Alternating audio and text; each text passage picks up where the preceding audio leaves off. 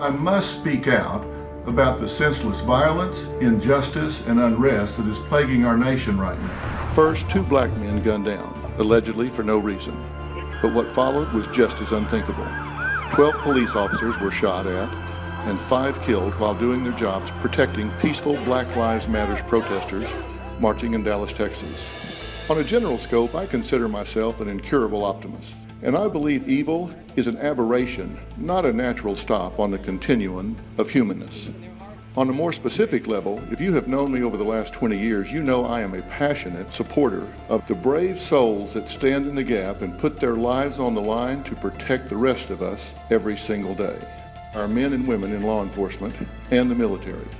Lately, my heart has been greatly saddened by the certain choices, mistakes, and misdeeds seemingly made by civilians as well as members of law enforcement, both in the trenches and at the leadership level, across this country, and now, most recently, it has touched my former home of Dallas, Texas.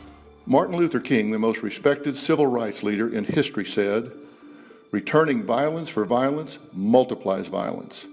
As a country, we need to remember and live by those words. You need to know and understand that this retaliation shooting was not in any way connected with Black Lives Matters movement. The actions of this sniper or snipers are not the actions of change agents. These are gutless, cowardly actions that cannot and should not be celebrated or endorsed by any member of the human race, regardless of the color of their skin or the anger in their hearts. This kind of action takes us further from solutions, not closer. It broadens any divide rather than narrow it.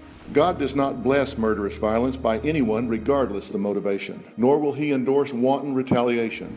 We are a society of laws, and now more than ever, we must lean on logic and common sense. I love Dallas, Texas, and the people in it.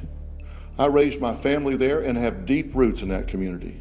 I call on my dear friends, the Bishop T.D. Jakes and former Dallas Cowboy great Emmitt Smith, to join me in calling for calm in Dallas, while also committing that our beloved Texas community will become the example for transparency and will not stop until transgressors on both sides of any conflict, be they law enforcement or civilian, be brought to justice.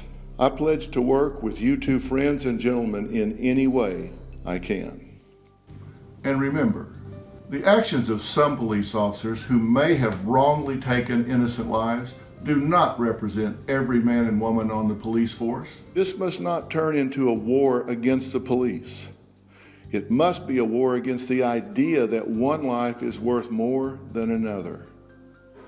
Enough is enough. May God bless Dallas, and may God bless us all in this difficult time as we look for resolution